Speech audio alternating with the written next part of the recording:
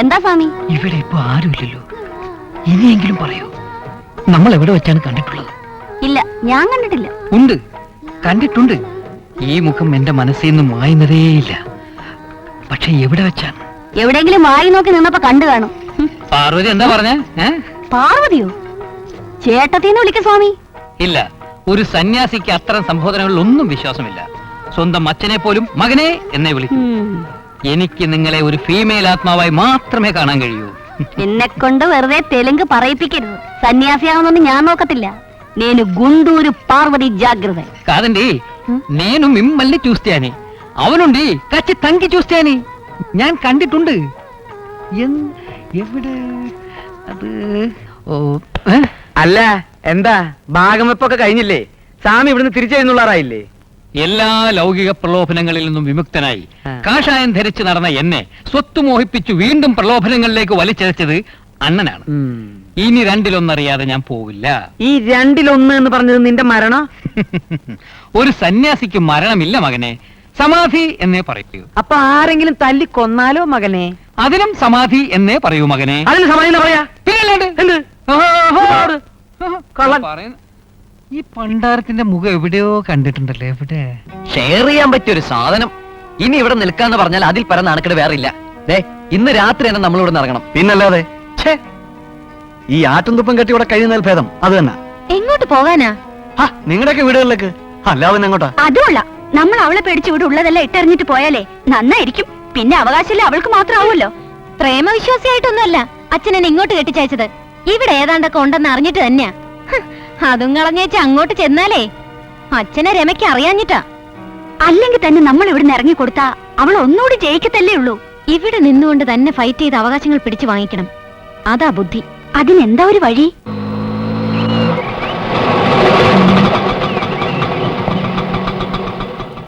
വണ്ടി ഇവിടെ നിൽക്കട്ടെ, ഞാൻ രണ്ടിലൊന്ന് അറിഞ്ഞിട്ട് വരാം. ഒടിഞ്ഞ കണ്ണാടി. ആരാ? എങ്ങോട്ടാ? ഇതാണ് ആ ചരക്കല്ലേ? എന്താ പറഞ്ഞ? അല്ല, ചരക്കെടുക്കാൻ പോവാനുള്ളതാണ്. എനിക്ക് NTR-നോട് കാണണം. മനസ്സിലായില്ല. നമ്മൾ പരിചയപ്പെട്ടിട്ടില്ല, അതുകൊണ്ടാ മനസ്സിലാകാത്തത്.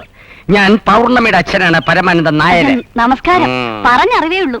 ഇത്ര ചെറുപ്പമാണെന്ന് അറിഞ്ഞില്ല. അകത്തേക്ക് ഇരിക്കാലോ. ആ, ഇരിക്കണം. ഇരുന്നുറച്ച് സംസാരിക്കാൻ തന്നെയാ വന്നത്.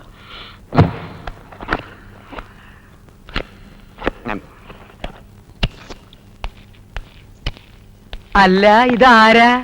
വരുന്ന വിവരത്തിന് ഒന്ന് ഫോൺ ചെയ്ത് പറഞ്ഞിരുന്നെങ്കിൽ ഞാൻ കാർ അയക്കുമായിരുന്നല്ലോ. പാറു, രമണന്റെ അമ്മായച്ചനൊരു ചായ എടുക്ക്. ചായ തന്നെയല്ലേ കഴിക്കാറ്? പിന്നെ എന്തൊക്കെയുണ്ട് വിശേഷങ്ങൾ? കച്ചവടമൊക്കെ എങ്ങനെ പോണു? കച്ചവടത്തിന്റെ കണക്കൊക്കെ മുടങ്ങാതെ സെയിൽസ് ടാക്സ് അറിയിക്കുന്നുണ്ട്. അത് വേണല്ലോ. എന്നാലും ഒരാണ്ടിൽ എത്ര രൂപ ടാക്സ് കൊടുക്കുന്നുണ്ട്? ടാക്സിന്റെയും ടാക്സിയുടെയും കണക്ക് ബോധിപ്പിക്കാനല്ലേ ഞാൻ വന്നത്. പരമാനന്ദൻ നായർ ചൂടിലാണല്ലോ. അതെ, ചൂടിലാണ്. അത് ചിലപ്പോ ഈ ഡ്രസ് ഇട്ടാവും. ഇത് എവിടെ തയ്ച്ചത്? എവിടെയാ തയ്ക്കട്ടെ? എനിക്ക് ചിലത് അറിയാനുണ്ട്. നായർക്ക് എന്താ അറിയണ്ടേ? ഭാഗം ചോദിച്ചപ്പോ കോണാൻ പൊക്കി കാണിച്ച് പിള്ളേരെ അവമാനിച്ചെന്ന് കേട്ടല്ലോ. അത് അവമാനിച്ചതല്ലോ, പിന്നെ സ്നേഹിച്ചതാ. സ്നേഹം കൊണ്ടാ. അവർക്ക് അവകാശപ്പെട്ടത് നമ്മൾ കൊടുക്കണ്ടേ? എന്റെ നാക്കി ഉറഞ്ഞു വരുന്നു. അപ്പൊ ചൊറിഞ്ഞിട്ട് സംസാരിച്ചാ മതി. എനിക്ക് ധൃതിയില്ലേ, നായർക്ക് ധൃതിയുണ്ടാ? വിളയരുത്. മര്യാദയ്ക്ക് അവർക്ക് കൊടുക്കാനുള്ള കൊടുത്തില്ലെങ്കിൽ എന്റെ സ്വഭാവം മാറും. ആദ്യം താൻ തന്റെ മോൾക്ക് കൊടുക്കാനുള്ളത് കൊടുക്ക്. എന്റെ തുണിക്കട ഞാൻ അന്നേ അവിടെ പേർക്ക് എഴുതി വെച്ചതല്ലേ. താൻ തന്റെ മോൾക്ക് ജെട്ടിയും ബനിയനും കൊടുത്തു, ഞാൻ കോണവും കൊടുത്തു. എന്റെ ചട്ടിയും ബനിയനോ? ജെ ജെട്ടി അല്ല, അതങ്ങ് മദ്രാസില്. ഇത് ഫുട്പാത്ത് ചെട്ടി. തന്റെ ജൗളിയുടെ ചരിത്രമൊക്കെ കല്യാണത്തിന് മുമ്പ് ഞാൻ അറിഞ്ഞതാ. മോനെ രമണ, അച്ഛയും കുട്ടി ഇങ്ങോട്ട് വാ. അച്ഛനെ മോൻ മണ്ടം കളിപ്പിച്ചു എന്ന് തോന്നുന്നുണ്ടോ? എന്റെ ബസ്സിൽ സ്ഥിരമായിട്ട് കേറിയിരുന്ന ഇവളെ നിനക്ക് ഇഷ്ടമാണെന്ന് അറിഞ്ഞപ്പോ ഞാൻ കണ്ണടച്ചൂന്നേ ഉള്ളൂ. എടോ പരമാനന്ദൻ നായരെ, പരമനാരി എന്നെ വിളിക്കാനോടോ ഞാൻ ഉദ്ദേശിച്ചത്. കണ്ണുപൊട്ടണ കള്ളത്തരം പറഞ്ഞ് മകളെ കെട്ടിച്ചയച്ച തന്തയെ നാരി എന്നെ എന്തോടോ വിളിക്കാ? തനിക്ക് വേറെ എന്തെങ്കിലും കുറ്റപ്പേരുണ്ടോ? എനിക്ക് വിളിക്കാൻ കൊതിയായിട്ടാ. ഒന്നുമില്ല. ഇങ്ങനെ ശബ്ദം ഉയർത്തി ചേട്ടന് വല്ലതും പറ്റിയ പിന്നെ എനിക്ക് ആരുണ്ട്? ഈ ചെറ്റകൾക്ക് വേണ്ടി എന്തിനായിട്ടാ ഇങ്ങനെ വായിട്ടലയ്ക്കുന്നേ? നോക്കി നിൽക്കാതെ ഇറങ്ങി പോടെ ചെട്ടി. മോളെ, ജട്ടി വിറ്റതിന് കെട്ടി.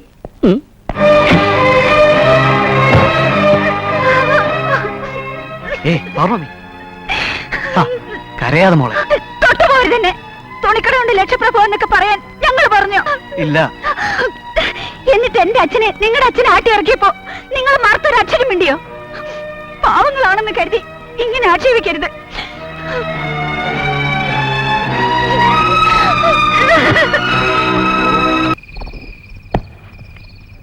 ഇന്നെന്താ നീ ഒറ്റയ്ക്കേ ഉള്ളൂ? പൗർണമിക്ക് ചെറിയ തലവേദന. വേദനിക്കും വേദനിക്കും, അടങ്ങി ഒതുങ്ങി നിന്നില്ലെങ്കിലേ ദേഹോസകലം വേദനിക്കും.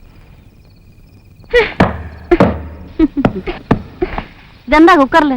അത് ചിക്കനാ. ഇന്നലെ മെനഞ്ഞാന്ന് ചിക്കനായിരുന്നല്ലോ. ചിക്കൻ എനിക്കിഷ്ടമാ. അതെനിക്കും ഇഷ്ടമാ എന്ന് വിചാരിച്ചേ അമൃതം അധികം ആയാലേ വിഷവാ. അത് മാത്രം കോഴിക്കൊക്കെ ഇപ്പൊ എന്താ വില? അദ്ദേഹം അധ്വാനിച്ചുണ്ടാക്കുന്ന മുതലേ തിന്നു തീർക്കാൻ എളുപ്പമാ. ഇനി മുതൽ ആഴ്ചയിൽ ഒരിക്കൽ മതി ചിക്കൻ. ഓ എന്താ? ചോറ് റെഡിയായെങ്കിൽ ഇത്തിരി കഞ്ഞോളം കുടിക്കായിരുന്നു. അരി വാർക്കുമ്പോ വെള്ളം തിണ്ണേ വെച്ചിരിക്കുന്ന ചരുവത്തേൽ ഒഴിക്കും. അതേന്നങ്ങ് കുടിച്ചാ മതി. അയ്യേ, അത് പശുവിന്റെ ചരുവല്ലേ? ആ തൊഴുത്തിലും മുറ്റത്തും ഉള്ളവർക്കേ ഇവിടെ ഒരൊറ്റ ചരുവേ ഉള്ളൂ. അടുക്കളവാതിൽ മണത്ത് നിൽക്കാറങ്ങ് ചെല്ല്. നാളെ മുതൽ എന്നും കൃത്യം 1 മണിക്ക് തന്നെ ഊണ് റെഡിയാവണം. അത് കഴിഞ്ഞാ പിന്നെ എനിക്ക് ഗ്യാസാ. മനസ്സിലായല്ലോ? ആ അധികം താമസിയാതെ നിന്റെ ഗ്യാസ് ഞാൻ ഊരി വിടുന്നുണ്ടടി. എങ്ങനെ ഊരി വിടുന്ന? വഴിയുണ്ട്. അതിന് നമ്മുടെ ഭർത്താക്കന്മാരെ കൊണ്ട് കൊള്ളത്തില്ല. അത് ശരിയാ. പക്ഷേ ഗുണ്ടൂരുകാരി പാർവതിയുടെ പീഡനത്തിൽ അമർഷം പൂണ്ട മറ്റൊരാളുണ്ട്. അയാളെ പിടിക്കാം. ആരാ അയാള്? ആഹാ, അതിന് വേറെ ആളെ നോക്കണം. പെണ്ണുങ്ങളുടെ താളത്തിലുള്ളാണ്, എന്നെ കിട്ടൂല. ഒന്ന് നിക്ക്, പറയട്ടെ. ആ തെലുങ്കത്തി ഒതുക്കാൻ നീ ഞങ്ങളെ ഒന്ന് സഹായിച്ചേ പറ്റൂ. നീയും കാണുന്നില്ലേ ഞങ്ങൾ പെടുന്ന കഷ്ടപ്പാട്? സത്യം പറഞ്ഞ മുതലാളി അവരെ കല്യാണം കഴിച്ചുകൊണ്ട് വന്നപ്പോ മനസ്സുകൊണ്ട് ഞാൻ സന്തോഷിച്ചതാ.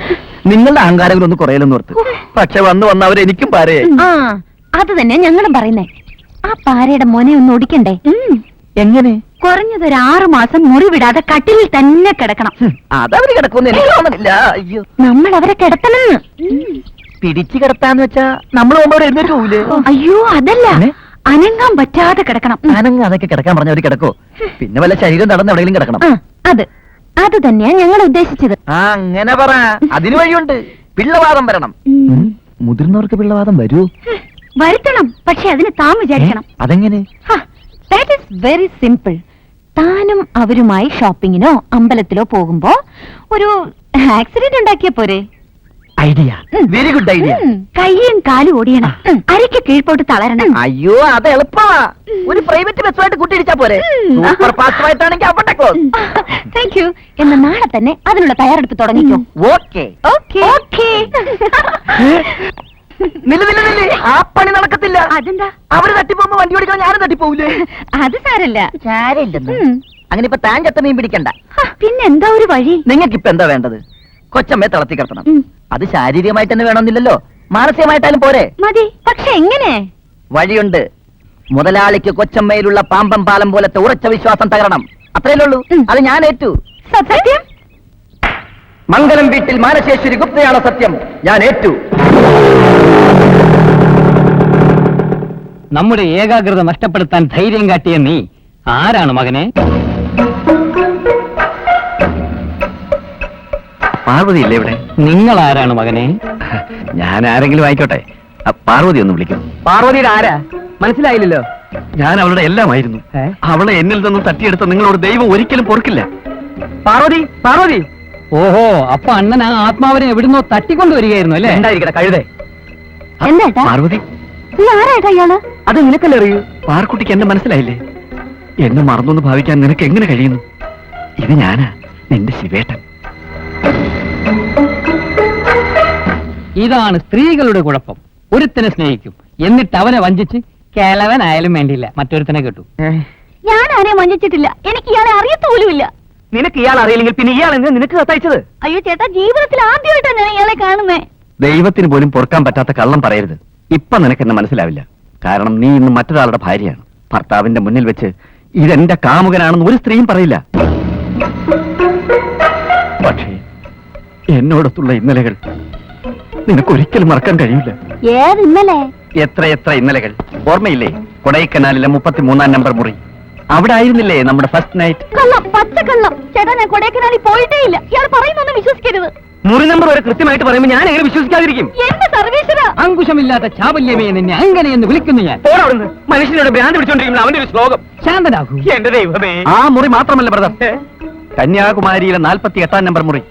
ഞങ്ങളുടെ 4 ദിവസത്തെ ഗന്ധം ഇന്നും അവിടെ തങ്ങി നിൽക്കുന്നുണ്ട്.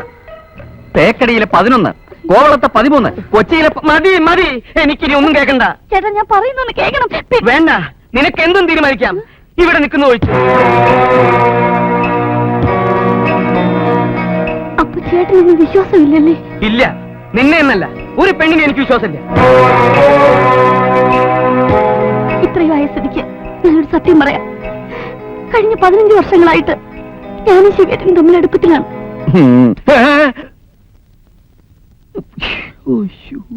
വീട്ടുകാരുടെ നിർബന്ധത്തിന് വഴങ്ങിയാണ് എന്റെ ശിവേട്ടനെ മറന്ന് കോടീശ്വരനായ നിങ്ങളെ ഞാൻ വിവാഹം കഴിച്ചത്. ഇനി എന്റെ ശിവേട്ടന്റെ കണ്ണീര് കുടിപ്പിക്കാൻ ഞാൻ ഒരുക്കുമല്ല.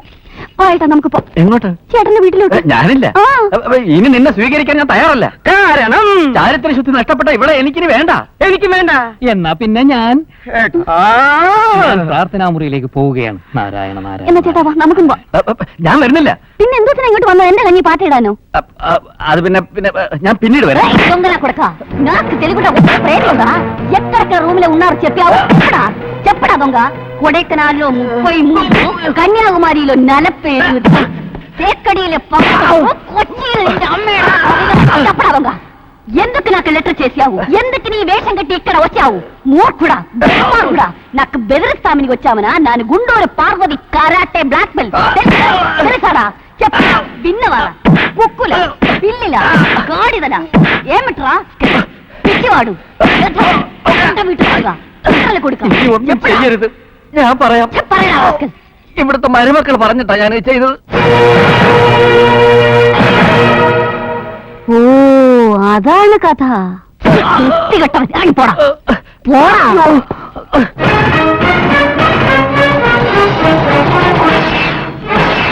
చూడవే కోడలా, నే గంప చెయ్యాలి. హై నీ గుప్ప చెప్పేస్తా, కాదంటే చంపేస్తానే. అరే కాసుకో, ఇది చూసుకో, ఇది కోడది నీ ఆరిడి. అరే వద్దువే, ఏయ్ నాతో కాదే నీ వేషాలన్నీ. ఓయ్ మూలియలంగారి, ఓడి ముక్కురు శృంగారి. ఏయ్ కోడలు, ఇదిగో చూడు, నా తగిన ఇలాంటి పిచ్చి పిచ్చి వేషాలన్నీ వద్దు. నేను ఎవరు తెలుసా? నాతో పెట్టుకోవద్దు. మీ అంద తేలిస్తా, మిమ్మల్ని నీదుల పాదుల చేసా. నన్ను గుండూరు పార్వతిని ఎదిరిస్తారా, బెదిరిస్తారా? ముక్కలు ముక్కలుగా జరిగేస్తా, జాగ్రత్త.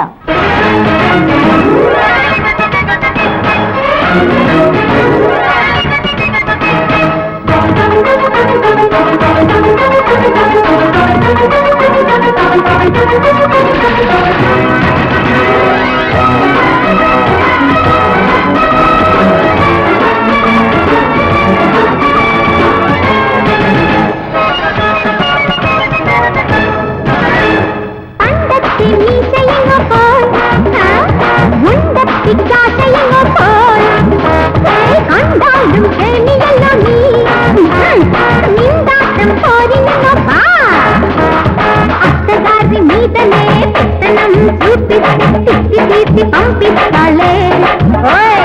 అమ్మాయి అమ్మయే అమ్మి మేల్ వెచ్చണം, ఆ వెళ్ళం వాణి వచ్చేది.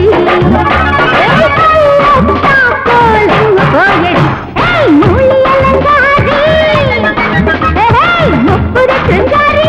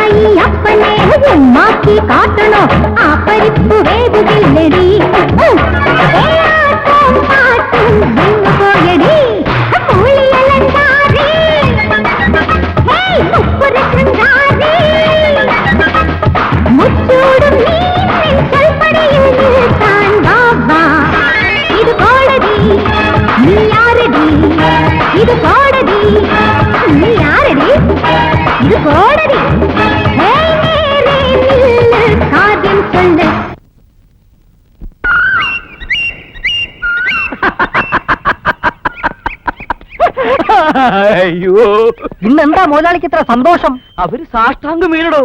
എച്ചി ഊറ്റി കുടിച്ചതിന് ശേഷമുള്ള ചണ്ടി പോലെയായി എന്റെ മക്കളും മരുമക്കളും. ഓഹോ. ഇതുവരെ ചെയ്ത എല്ലാ തെറ്റുകളും ഏറ്റു പറഞ്ഞ് അവരെന്നോട് മാപ്പ് ചോദിച്ചടോ. എന്നിട്ട് മുതലാളി കൊടുത്തോ? കൊടുത്തു. ആഹാ. എത്ര വന്നാലും അവരെന്റെ മക്കളും മരുമക്കളും അല്ലേടോ.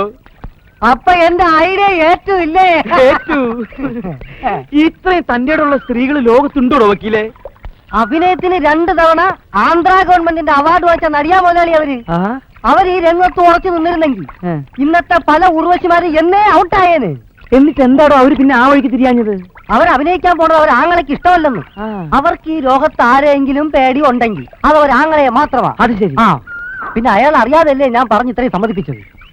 എന്നിട്ട് നിയന്ത്രണം വിടാതെ എത്ര ഭംഗിയായി അവൾ എന്റെ ഭാര്യയായിട്ട് അഭിനയിച്ചു. ആ, പിന്നെ സംഗതികളൊക്കെ നേരെ ആയിട്ടുള്ള സ്ഥിതിക്ക് ഇനി ഇവിടെ ഒരു അമ്മായിയമ്മയുടെ ആവശ്യമുണ്ടോ വക്കീലെ? ഇല്ല മുതലാളി. അപ്പൊ ഇനി അവളെ പറഞ്ഞുവിടാലോ? പറഞ്ഞു വിടാം. പക്ഷെ പൊയ്ക്കഴിഞ്ഞാ മക്കളും മരുമക്കളും വീണ്ടും വാല് പൊക്കിയാലോ? അതിന് ഈ കളി അവരൊരിക്കലും അറിയാതെ തന്നെ പോരെ. പാർവതിയുടെ അമ്മയ്ക്ക് സുഖമില്ലാത്തതുകൊണ്ട് പാർവതി വീട്ടിൽ പോകുന്നു. എത്ര മാരക രോഗമായാലും ഒരിക്കൽ തിരിച്ചു വരേണ്ടതല്ലേ മുതലാളി? അതിനും വഴിയുണ്ട്. ഞാൻ അങ്ങോട്ട് പോയി കണ്ടോണ്ടിരിക്കുകയാണെന്ന് പറഞ്ഞാ പോരെ. അതെന്റെ മണ്ടന്മാരായിട്ടുള്ള മക്കൾ വിശ്വസിക്കും. അവര് ചിറ്റമ്മയെ കാണണോ നിർബന്ധം പിടിച്ചാലോ? അമ്മയെ നോക്കി നോക്കി ആ രോഗം ഇവൾക്കും പകർന്ന് ഇവളും മരിച്ചു എന്നോട് പറയണം. നേരത്തെ വക്കീലായിരുന്നു. ഇപ്പൊ പ്രമോഷൻ കിട്ടി. അതൊക്കെ പോട്ടെ. ഈ ഒരു കാര്യം ചോദിച്ചാൽ തനിക്ക് വിഷമം തോന്നുമോ? മുതലാളി ചോദിച്ചോ? തനിക്ക് LLB എന്ന് പറഞ്ഞ ഡിഗ്രി ഉണ്ടാ? ഈ എല്ല് പോലെ ഇരിക്കണ എനിക്ക് LLB അല്ലാതെ പിന്നെ IPS കിട്ടോ? ഞാൻ വിചാരിച്ചതിലും ഭംഗിയായിട്ട് നീ അഭിനയിച്ചു. എനിക്ക് സന്തോഷായി. നമ്മൾ തമ്മിൽ എത്രയാ പറഞ്ഞുറപ്പിച്ചിരുന്നത്? 10,000 മുതലാളി. നീ എനിക്ക് ചെയ്ത ഉപകാരം വളരെ വളരെ വലുതാണ്. അതിന്റെ സന്തോഷത്തിന് ദാ ഒരു 10,000 രൂപ കൂടുതൽ വെച്ചിട്ടുണ്ട്. 10,000 രൂപ? ആ. അയ്യോ. പാർവതി പാർവതി പാർവതി പാർവതി ദേ, ഒന്ന് പിടിച്ചു കുലുക്കടോ. മുതലാളിയുടെ മുമ്പ് വെച്ച് എങ്ങനെ ഭാര്യയെ കുലിക്കുന്നത്? കുലുക്കടോ. പാർവതി പാർവതി പാർവതി പാർവതി. അയ്യോ, തട്ടിപ്പോയോ? ശ്ശോ.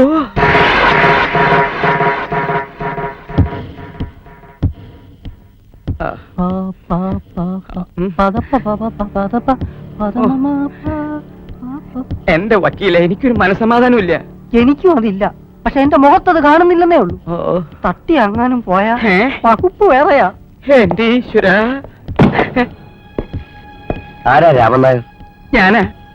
പേടിക്കാനൊന്നുമില്ല. ഞാൻ പറഞ്ഞില്ലേ? നിങ്ങളുടെ ഭാര്യ ഗർഭിണിയാണ്. മുതലാളി മുതലാളി മുതലാളി മുതലാളിക്കും ഗർഭോ? ഇനി എങ്ങനെ പുറത്തിറങ്ങി നടക്കും? ഏത് നേരത്താണോ എന്തോ ഈ വീട്ടിൽ വന്ന് കയറാൻ തോന്നിയത്. മരുമക്കളെ പ്രസവിക്കുന്നതിന് മുൻപ് അമ്മായിയമ്മ പ്രസവിക്കാന്ന് വെച്ചാ ഒറിജിനൽ ആണെങ്കിലും വേണ്ടില്ല, ഇത് ഡ്യൂപ്ലിക്കേറ്റ് അല്ലേ? മക്കളെ മരുമക്കളെ ഒതുക്കാൻ വേണമെങ്കിൽ ഗുണ്ടകളെ വാടകയ്ക്ക് എടുക്കാം. അതിന് 2 അന്തസ്സുണ്ട്. അമ്മായിയമ്മ വേഷം കെട്ടിച്ച് കൊണ്ടുവരാന്ന് വെച്ചാ ഇതും ഒരു ഗുണ്ട തന്നെയാണല്ലോ. ഗുണ്ടൂരുകാരി ഗുണ്ട. അനുഭവിക്കട്ടെ. ആരനുഭവിക്കാൻ? ഇത് നമ്മൾ തന്നെ അനുഭവിക്കണം. ഗർഭിണിയായ സ്ഥിതിക്ക് ഇനി അവള് പൊടിയും തട്ടി പോവാൻ തോന്നുന്നുണ്ടോ? ഇല്ല, ഇനി അവൾ ഈ പടി ഇറങ്ങുന്ന പ്രശ്നമേ ഇല്ല. അതെങ്ങനാ? 1 ലക്ഷപ്രഭുവിന്റെ ഗർഭമാ അവൾക്ക് തുളുവിനെ കിട്ടിയിരിക്കുന്നത്. അതാരെങ്കിലും വേണ്ടാന്ന് നോക്കോ? അവളുടെ കാര്യം പോട്ടെ, അത് എനിക്കാണെങ്കിൽ തന്നെ ഞാനത് വേണ്ടാന്ന് നോക്കോ? ഒറ്റ തൊഴിൽ വെച്ചിട്ടുണ്ടല്ലോ. ഞാനൊരു ഉദാഹരണം പറഞ്ഞതേ ഉള്ളൂ. എടോ വക്കീലെ, ഇത് എന്റെ അല്ല. അത് മുതലാളി പറയരുത്. അത്രയ്ക്ക് മണ്ടനല്ല പുഷ്പാങ്കതൻ. ഉണങ്ങിയിരിക്കുകയാണെങ്കിലും ഞാനും ഒരു വക്കീല. മുതലാളി വിശ്വസിച്ചാൽ ഞാൻ ഈ ചെറ്റത്തരത്തിന് കൂട്ടുന്നത്. മുതലാളി ആത്മസംയമനം കൈവിട്ടു പോകുമെന്ന് ഞാൻ കരുതിയില്ല. എടോ ഉണക്ക വക്കീലെ, എന്റെ ആത്മസംയമനം കൈവിട്ടു പോയിട്ടില്ല. ഭാര്യ ഭർത്താക്കന്മാരായി ഞങ്ങൾ ജീവിച്ചിട്ടുണ്ടെങ്കിലും ഞാൻ അവളെ ഒരു പെങ്ങളായിട്ട് കരുതിയിട്ടുള്ളൂ. ഒന്ന് ചുമ്മാതിരി മുതലാളി. ഇത് ഞാൻ ഒരുപാട് സിനിമയിൽ കണ്ടിട്ടുള്ളതാ. അബദ്ധം പറ്റി കഴിയുമ്പോ എല്ലാവരും ഇത് തന്നെ പറയാറുള്ളത്. ഒരു പുരുഷനും ഒരു അന്യ സ്ത്രീയെ സ്വന്തം പെങ്ങളായിട്ട് കാണാൻ കഴിയില്ല. ഇതൊരു ലോക തത്വമാ. എന്നാ പെങ്ങളായിട്ടല്ല, ഞാൻ ഭാര്യയായിട്ടാണ് കരുതിന്ന് വെച്ചോ. Come to the point. എന്നാലും ഇത് സംഭവിക്കില്ല. അതെന്താ? ഞാൻ മച്ചിയാടോ മച്ചി. മൂത്തവന് 10ാം ക്ലാസ്സിൽ പരീക്ഷാ ഫീസ് അടയ്ക്കാൻ കാശില്ലാതെ വന്നപ്പോ ഞാൻ അതവിടെ ചെയ്തടോ. അപ്പൊ അതും കഴിഞ്ഞു. മുതലാളി ഒരു വികലാംഗനാണെന്ന കാര്യം ഞാൻ അറിഞ്ഞില്ല. അങ്ങനെയാണെങ്കിൽ പിന്നെ ഗർഭം ആരുടേതാ മുതലാളി? അതവള് ചോദിച്ചിട്ട് പറയണില്ലല്ലോ. തള്ളയെ വിളിക്കാൻ സാരഥി അയച്ചിട്ടുണ്ടല്ലോ. തള്ളയെങ്കിൽ വരട്ടെ, 2 ൽ 1 അറിയാം. ആകപ്പാടെ മാറിയ കേസായി. ഇനി ഇവിടെ തടി ഉണ്ടാവില്ല, താടി ഉണ്ടാവില്ല. എത്രയും വേഗം ഹരിദ്വാറിലേക്ക്